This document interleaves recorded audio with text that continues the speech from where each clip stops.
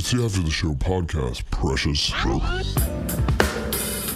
We don't care. We're about to swear on the air. It's the After the Show, so tune in if you dare. KVJ, get your skate every single day. It's uncensored. We can say what we want to say. Alrighty, here we go to the safe confines of the After the Show podcast. What the heck is going on, everybody?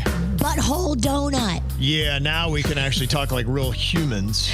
I've been holding it in forever. Yeah. It's kind of challenging as you're trying to explain what's going on. Virginia brought up Tim Hortons butthole donuts.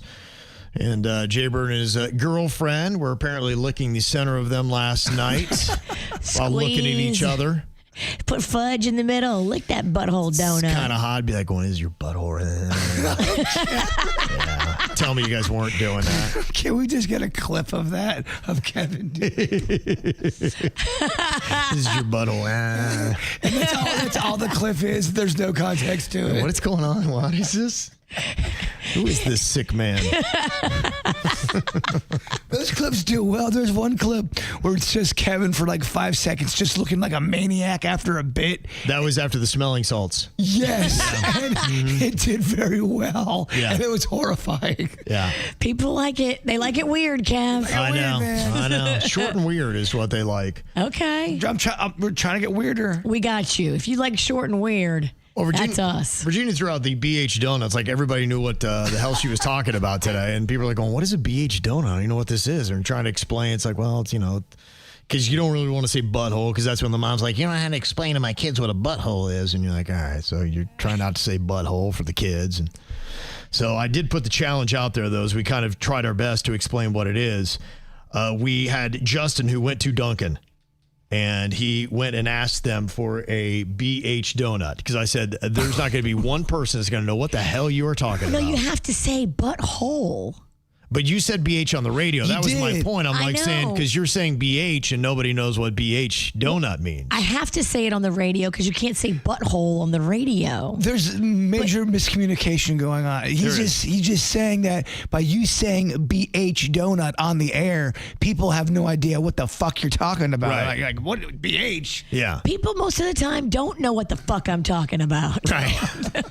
So as people are going, well, I don't know what's going on. I can't get past this BH donut. What is a BH donut? I'm building a mystery. I love this Hortons place. I never. What's a BH donut? Yeah. So that was the claim that you walk in and and you can try now if you want to go uncensored. Ask for a butthole donut and see if that makes it any clearer. I think that'll be easier if you say butthole donut. Half the people working there will know what you're talking about. I feel like that's very generous. Yeah, I think it's way too generous. I think most people are going to go look at you very odd. Yeah. And maybe not serve you. Yeah. I don't think you could go up to people and say, "Hey, I want a butthole donut." That might be considered. Watch me. Well, here was Justin's exchange at Dunkin' when he asked. Yeah, can I get is it a butthole donut? Have you heard of that? What is this? The butthole donut? No. What about a hot rod? No. All right, I'll just take a regular glazed donut. Thanks. Yeah. There's your proof. That guy has the spirit. I love it. And people are Thank you, Justin. People keep asking, what do you mean when you say it's a butthole donut? Those kind of the crawlers, they look like a butthole to me. Yes. It's a spinning looking butthole. Yes, it is. It looks. Go look at all the donuts and find the one that looks like a butthole. That's the butthole donut. It looks like a chocolate starfish. Exactly. Yeah. They make them in chocolate. They make them in vanilla, much like your own butthole. Yeah. It's in chocolate or vanilla. So we do know if you stroll into a Dunkin' and ask for a butthole donut, they will have no idea what you're talking about. I need to get out there and do the work. That was very funny. Yeah. Thank you for doing that, Justin. That guy is awesome. Mm-hmm. Talking about something that goes great with your donuts, your coffee. I'm continuing my quest to try some different ones, and I've got a whole bunch of different suggestions for what goes into it. I got to figure out what I'm going to do. Some of these coffee orders that people put together are a little elaborate, and so some of them have like maybe 5 to 7 ingredients. I was like, okay, so I got to buy 7 things just to make this one coffee drink. So I'll probably start a little bit more gradual. I don't want to, for each one, if I sample it, be like, that sucked. But I've bought 7 things. that'd probably be a $75 coffee that I'm never going to use. To me, it gets to a point where when you start adding so much shit to coffee like that, it's not even coffee anymore. No, it's not. I think that's really the point of it with some of these people, but they are onto what I'm saying, where I like the nutritional benefits of coffee, and there's studies that are coming out like crazy about how it can be good for you. I do want a little bit of a pick me up, and people are adding things to it that add all these health benefits. So people are all well into the world of health and fitness and all that kind of stuff that I try to do. I get what they're doing, but there's a lot of the stuff that I know, an MCT oil, for instance, where I've tried some of that stuff before, and I don't know if it necessarily worked. I think there's a lot of stuff that people do. Trust me, I've done so much of it. What the hell is MCT oil? There's different kinds of oils. Remember, I was on, I think it was Bulletproof Coffee that did it, and they had an oil that you would add. It was supposed to help with brain fog and all that kind of crap. And it tasted like it had butter in it. Yeah, and things like that. And I would do a teaspoon of it every day. And then one day I was like, well, let me just not do it and see if I notice a difference. And there was no change in quality of my life. And I was like, all right. You know, and that's where I chalk a lot of this stuff up. That's why for me, when I talk about things like hormone replacement therapy, there are things like that you feel an absolute difference in your life. Like you have crazy rock hard erections, and that's different. That's different than how you used to be. Like you notice an actual change and say, okay, before I did this, I was this way. After I did it, I'm that way. You go from Limp Dick Larry to you will, yeah. I mean, yeah. If it's working effectively. That's how I feel about those NAD plus shots that I've been doing. I mean, I feel it instantly when I get it. Yes. I can tell a difference. I run differently. I have different energy, different clarity, different ideas. Like I can see and feel a difference physiologically. And that's more the stuff I'm trying to do. Look, I still do a lot of stuff. I don't know if it works, especially vitamins. And I still do them because of what I read and hear. But I am more a fan of I want to physically feel it. And if I endorse something, then I'll endorse the HRT because I physically feel it. You do notice a difference. Oh, yeah. It works. And it's real. there is a reason why it's banned in sports because it changes your body. Of course. I mean, if it were not effective, they'd be like, who cares? It drives me absolutely crazy when people try to tell me doing steroids does not affect your performance at all in baseball. Whatever. I'll go, get the fuck out of here. What are you talking about? It affects your performance in every aspect of your life. Well, the argument's always, well, you still got to hit the ball and have timing. Well, no shit. You're in the major leagues. You have to have that anyway to get to the major leagues. Well, I didn't understand until I did it the last round, the added benefits of it. I really just thought it was a strength thing, which is all I really cared for. And so when somebody said, you need to do HRT, I'm like, I did that. And they're like, no, do it for the right reasons. Because you are more clear, you have more focus. That's an added advantage of hitting a baseball. Oh, yeah. Absolutely. And your body changes. You're going to be leaner. It does. Look, even with not working out, I'd read a study that they'd done. They provided me on people that really, they say, look, you should be working out. So we're not encouraging you to not work out. But we know a man is busy. But it changes your body without working out, which that's insane, right? Did you get leaner and stronger without working out? Well, I've seen it with my own eyes playing baseball with guys who couldn't hit the ball out of the fucking infield. And then they got on steroids and they were hitting 500-foot home runs. I mean, it absolutely makes you hit the ball harder. It changes you in sports. It helps you sleep better. Well, that's an added advantage. If it doesn't work, then why are you taking it? Right. Yeah. So that's it. But like I was saying with the coffee, there's a gazillion things that you can put in your coffee that is ironically so expensive yet so ineffective. So I'm just trying to stay away from that. So I'm learning that thing. But yeah, Christina said, I have some current concerns about staining my teeth with coffee as well. And that is the one thing that I'll have to get in, make sure I'm really using the bleaching trays and all that, probably more than I am now. But she said, I avoid this by only drinking iced coffee with a straw. I feel like the straw keeps the coffee from touching most of my teeth surfaces. I know some people will do that. That is true. Do it with wine as well. I've seen that. You can also do a water flush after each sip. That's what I do. Oh, okay. I never just leave coffee on my teeth, ever. I'll probably start doing that. You're good at that, and you have the best teeth on the show. Yours are very white. Mm-hmm. I feel like they're bright yellow, if that makes sense. Well, I mean, you're wearing a yellow dress. So I feel like they're like not as white as they used to be, but aging. I mean, you can't turn back the hands of time completely on your fight teeth. harder, yeah, you can fight it a little bit, but you really can't. You can't help it. You just gonna take it a compliment? Yeah. What happens with older people though is I've seen this is it is harder to fight the stains on your real teeth, and then all of a sudden you show up and you have electric white teeth when you get them Veneers. It's insane. It's blinding. It is. Like, oh my gosh, I can't even look at your teeth. And you got horse teeth. Yes. In a small Huge. mouth. Yeah. Everyone wants clean teeth, but they have to be the right appropriate color for your age. You know, you're going to go through life, you're going to get a little time on your teeth. They have to be not ostentatious. They have to be normal size and diminutive and not like the first thing that jumps out of your mouth. Well, if you're 70 years old and you have the straightest, nice, whitest teeth I've ever seen, I'm like, come on, motherfucker, you've been living since forever. You have some stains there. Mm-hmm. What she's going all in on though is an Nespresso machine. Yeah, I have that at home. She said once I use one, I could never go back to Keurig or instant coffee again. It is made better. Everything else tastes like dirty bean water in comparison. So Nespresso. Nespresso is just an elevated Keurig. Okay. And we have Keurig here at work. I can make you Nespressos at home and bring it in for you, and you can add whatever you want to it. I have been adding organic coconut sweetened condensed milk to my coffee, and I kind of like it. I might try that. Milk.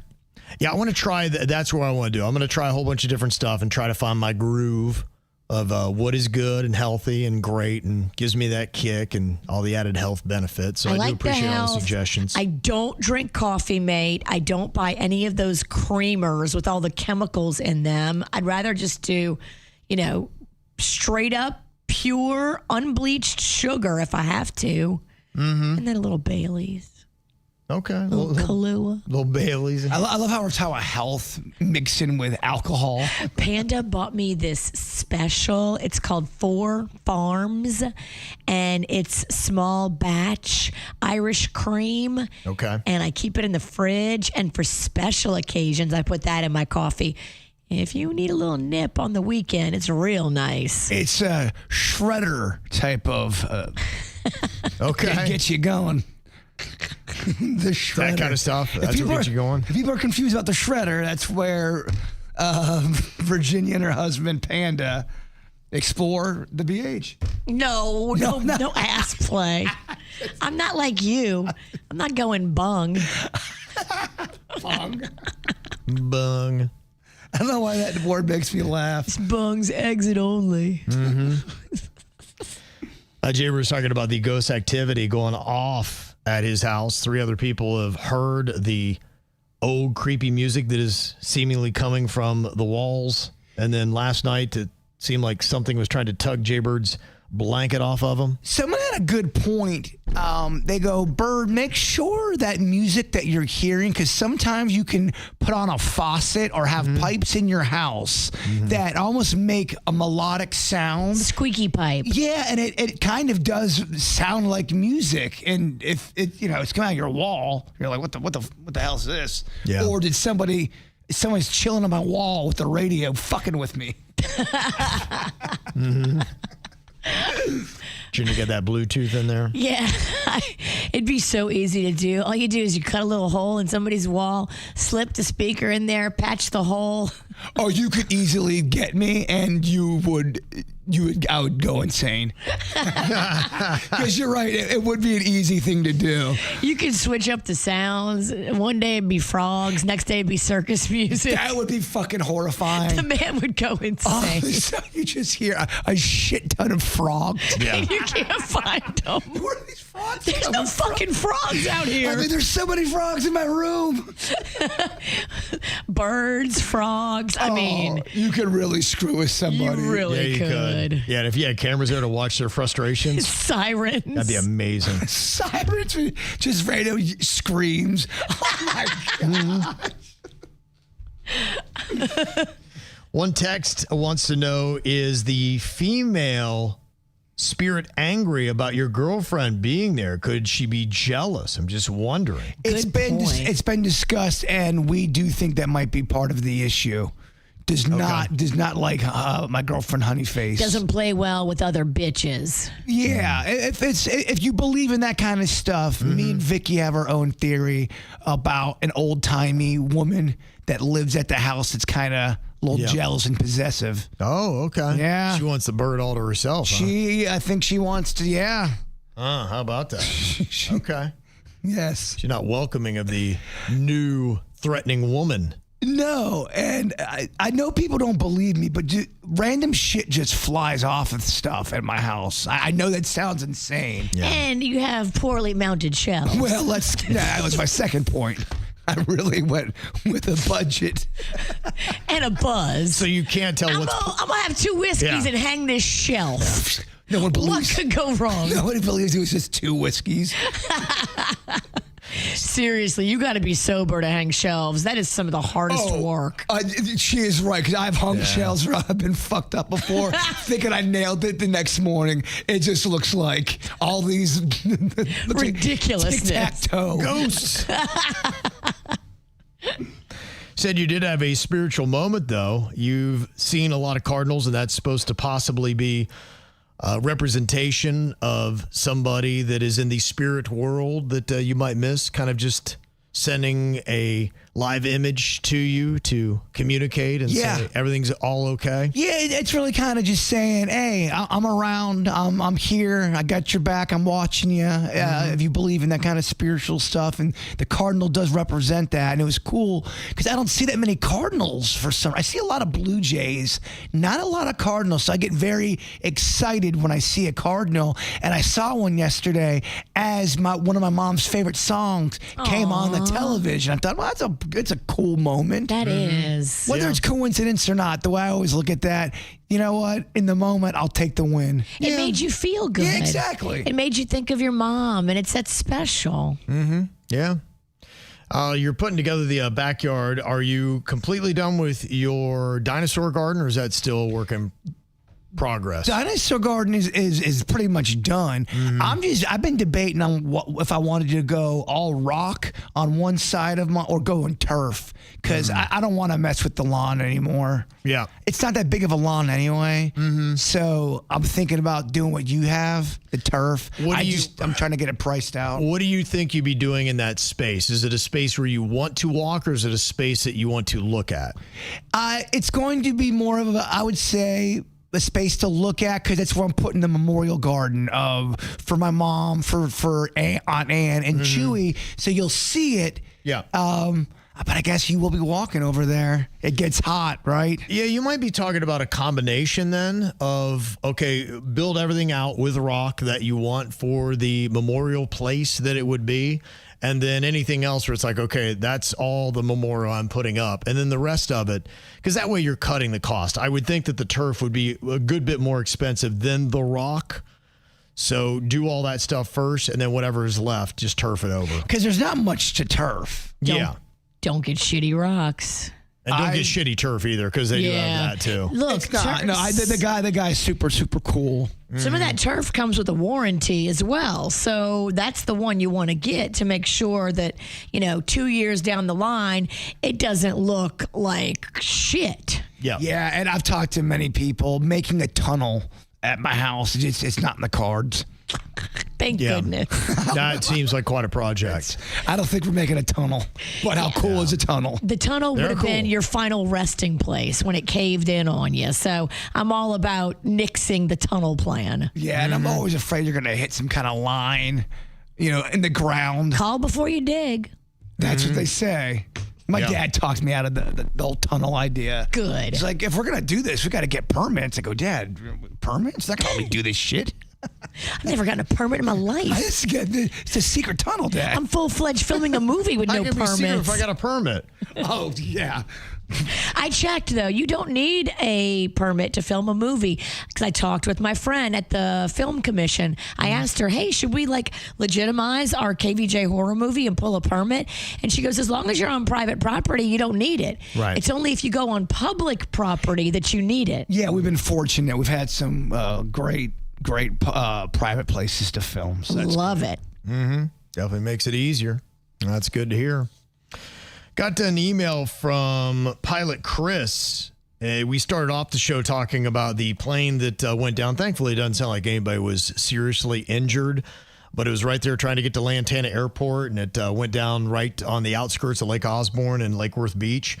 And he said, I want to share this regarding the Lantana Airport. I used to fly frequently as a general aviation pilot all around South Florida airports, and the only airport I avoided was the Lantana Airport. Really? We call Lantana Airport the Wild Wild West because of all the near misses and the traffic pattern. It is an uncontrolled airport, meaning there's no air traffic control tower directing traffic. There are right-of-way rules pilots must abide by, but sometimes they, like a weekend flyer, ignorantly disregard them. That's what I was saying. So dangerous about these is you have a different standard of pilots and of planes. That they thought this one might have had a mechanical issue. I don't know what the expertise was of the pilot, but when you throw all those variables together, So many variables. and you've got people living in houses around them. The one clip from the lady that we played earlier on the news was like, this isn't the first, not the second, not the third, not the fourth. She was just talking about how many planes have dropped down in her neighborhood. And, you know, the crazy. Yeah, I worry about everything. I would be worried about that it would seriously be affecting my life every minute of every day. Every time you hear a plane, you're like, oh shit. And then you shit your pants. If anything comes down low, oh my gosh. Yeah. No, I don't need that kind of stress. Yeah. So It seems like there's a lot of airports that I didn't even know existed, like small little Executive airports. all around. Yeah. And you're like, I did not know that shit existed. They're everywhere. So does that mean it's like privately owned and that's like a rich person goes there and that's Yeah. like just their little area? Jets, littler planes. You don't have a lot of commercial flights going in or out of these tiny airports. yeah, and it's different. The little commuter planes, that's even a different standard to me than the private jets. It's not really on the same level. A Boca airfield, something like that, where it's mainly the private jets, don't feel the same way because you are going to have professional pilots. You're going to have state-of-the-art, really expensive jets. And even those aren't as reliable as the commercial airliners, but they're a lot better than these. The ones that I see that are going down, these are the smaller ones. And I don't think they're as expensive, not nearly. And I don't know what the standards are to be able to be a pilot. But, I mean, well, even look at Boca Airport. What was it, just a month or so ago? We had that crash as they're trying to get to Boca Airport. Horrifying. So there was another one there. He said, yeah, we've been hearing a lot of stories lately about near misses. So I think the media is just spotlighting smaller incidents, Yes. making it seem fearful to live around these airports. Statistically, general aviation has been the safest it has been in the last 2 decades. But yeah, I'm just going on the stories that I've heard recently, and it's in the algorithm, and I do hear pilots saying that look, near misses have always happened, and crashes near small airports have always happened. They just weren't as widely reported for whatever reason. Right now, even the tiniest of near misses now makes news. It's a national news story when 2 planes come within 500 feet of each other. Everyone's got social media now. Everyone's got the ability to go live. That's why you now see people fighting in grocery stores that goes global. It's a hot button. Well, and then just my question was, we just seem to be seeing this, and it's not just the Lantana Airport, it's several others, but particularly one that is like the Lantana Airport, and people who live around it seem to be a little bit frightened. You know, South Florida does change, that maybe it might be time to say, okay, do we move this airport somewhere else? Somebody did text in. They said, so why does the airport have to close or change? The same thing is happening with racetracks across the country. New communities are being built and then want to change what has been there for years before them. If you want to blame someone, blame the developers of the communities. Yeah, you're not going to stop progress.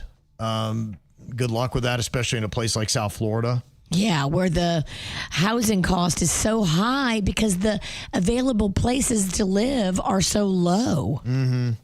Yeah, but It's supply and demand. it is something. And just with that lady on the news that talked about this is how many she's seen. She counted at least to 4 or more. She says it's just a regular occurrence. You know, for her who lives in that neighborhood, it is a regular occurrence. And it might be a discussion to have because it does add an added element of danger if you live there. She is a brave soul. I couldn't live like that. Yeah, I hear you. I would definitely, I don't know if I would want to live in a neighborhood that close to one of those smaller airports like that. Even a bigger airport, you're going to deal with a lot of noise and stuff anyway. I'm too neurotic for that. And talking about home costs, you were talking about the fundraiser that got $100 million for the people who lost their homes in the Pacific Palisades and how it may not be being delivered to the right places. And it'll be interesting to see how they break it down. But, you know, we've seen that where you have a lot of pop-up charities that raise a ton of money and maybe they do a fundraiser or they become hot in the news. And then what is the follow-up story? Within like a year or so, you find out that the CEO went and bought a brand new mansion and they were dispersing the money to their relatives. And you're allowed to do that. You can pay people to help you run the charity. Mm-hmm. You can pay yourself to be the president of the charity. yeah. Which is why I think it's just criminal when you have a board of directors that work for a charity and they all get paid. That's not a charity. That's a business. Call it what it is. Well, and in that area, too, $100 million, that's barely going to scratch the surface of anything. So if you're expecting a complete renovation on $100 million, you got a lot more to go. And Richard has said, you know, the average cost of a home in Pacific Palisades before the fire was $2.7 million. So it sounds like these people have a fair amount of cash themselves. Some do, some don't. I've seen different reports. One of the problem is there's been a lot of comments to Governor Gavin Newsom about how much red tape exists in California and how hard it is to get permitting, and they over-legalize some of those things and they need to cut some of the red tape so they can build these homes faster. But then they're having also what we're having in South Florida, where they've got the BlackRocks and these big companies that are coming in paying cash and buying up some of these properties, seeing an advantage. It's what happened in Hawaii as well when they had that fire. You're right. They're like, this is great real estate. We'll rehab it and make it good again, and we'll plunk down a $25 million mansion or more on the same spot of land. And people that have a $3 million home, you can't compete with a $30-40 million mansion budget. They're going to buy you You're out. right. So, yeah, there might be some people that just, you know, aren't going to get in on that. So, yeah, there's, I'm sure, a ton of blame to point at everybody that is, you know, dealing with that situation. But just wish the best to people that are having to go through it. It just sucks. It just sucks. Whenever I see shady stuff, I don't like it. I don't know how you fix it, but I don't like it. Yeah. Because they did say all that money was going directly to the fire victims, and that did not happen. It went directly to charities that then decided where to disperse it. And some of those charities have off the record admitted that they put that money to administrative costs of running their charity. That is blatant fraud, in my opinion. But how do you check it?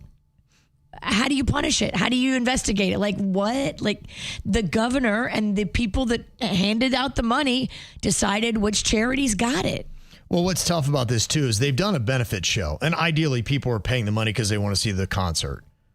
They're more concerned about seeing the concert, and they would took like that. Call-in donations, too, from people. They had, like, the phone lines are open. And if I'm not getting a concert and I'm only giving money, then you really have to investigate every charity you give money to.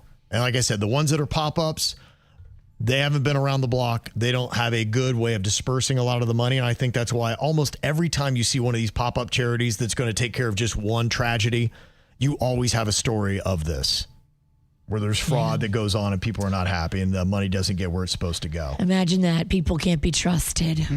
Yeah, and also I think some of it is just people are incompetent. They don't even know what they're doing with it. And they're wasting so much money in the process of trying to get it to the people that they've wasted 80% of the funds by the time it gets there. And there's not much left. So I think that's part of what happens as well. Corey said, with everything going on with Christian Wilkins, it'd be awesome to try and get an interview with him. Might be tough, but just a thought. Yeah, I mean, he's dealing with legal issues and stuff like that with the team. So I'm not calling him. No. I'm going to leave him alone because if I was going through what he's going through, I wouldn't want some chuckleheads looking for a sound bite. Yeah. We just, if I had to get anything through to him, it's just like, hey, we're here. We're always supporting you. Love you. I know it's got to be tough when your name's out there. And I thought the Schefter story was good yesterday because it was starting to get a little bit weird with some of the things I was seeing on social media with what people, because they had said that in addition to it being an issue as to whether or not Christian Wilkins is properly rehabbing his foot the way the Raiders want, something weird happened in the locker room. And then the report that I saw was one guy's like, he was tickling people's feet and they were telling him to stop and he wouldn't stop tickling feet. And I was like, what? And that turned out to not be true. And then the Schefter story came out, and it was like he had kissed somebody on the top of the head, and they did not like it, and they complained, and that's what it blew up to be. So. But he's done that so many times before on live television, being silly, being playful, being fun. Like, that's the spirit of Christian. So for them trying to make something weird and sinister out of him just being playful and having camaraderie with his teammates, and I don't like it. Screw the Raiders. They don't get you. Come home. Yeah, I didn't like the fit anyway, so it's good, yeah. You can kiss us all you want, pumpkin. It'd be nice to get him back. Let's just hope. All right, and we got Sarah, who was talking about her digital detox and how much it has changed her life. She said 16 months ago, I had started therapy. I was in a dark place, and my therapist suggested either a separate work phone or to stay heavily off using my phone and do kind of like just a personalized focus modes on it. And let me tell you, 16 months later, am I not only sleeping better, but my boundaries have made me stay clear to my clients. I think she was not putting up boundaries and people felt like they could reach her anytime and she was responding at any time. There does need to be clear-cut boundaries that you do set. When you're done working at a certain time of day, be like, you can't reach me after this time because I'm just done working. And I'm happy to get to it tomorrow first thing, be pleasant, be kind.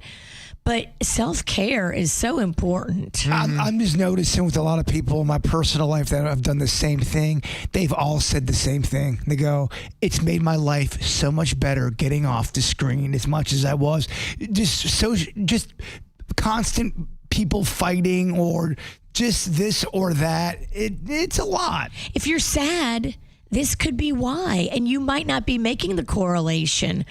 But put the phone down, get away from the hours of scrolling. What I try to do sometimes is just post stuff that I know I have to post for work and then put it away. Like, don't scroll mindlessly and fall into that trap that all of these platforms want you to do. They want you to sit there for hours and scroll mindlessly, but it's not good for the human spirit. Well, you were saying something about your algorithm's got all of these boating accidents now, and that's what you see. So in your mind, this is going on all the time. It's the end of the world. The same thing goes on with those predator videos where they set up the predators. It gets to the point where it gets in your algorithm. So now when you go to Walmart, you see a guy walking around like, what the fuck you doing here, man? That guy's a predator. Yeah, exactly. Next you start to, I think it can make you paranoid. It can. Yeah. She said that everything is better. My marriage, my mental health. I'm way more productive throughout my day now. Good. And she just uses the personal mode at 9 p.m. It clicks on, and basically everything is funneled through that, and the phone is not a feature that she uses. She set boundaries on it, which is great. You can also do what her name's eluding me. Carrie Underwood. Post and ghost. Yes. Post your you don't have to read every. Post and ghost. Don't read the comments, especially if there's going to be negative ones that you're going to think about. Like, that's not healthy. If you read too much negativity about anything, especially yourself, it's going to affect you. Amen. There you go. So do appreciate all the feedback. I'm happy that you're in a good place with that. Anything you want to tell us, you can go ahead and send it to us via mail at kvjshow.com. All right, y'all, have a fantastic Tuesday. We will see you back here tomorrow. Goodbye.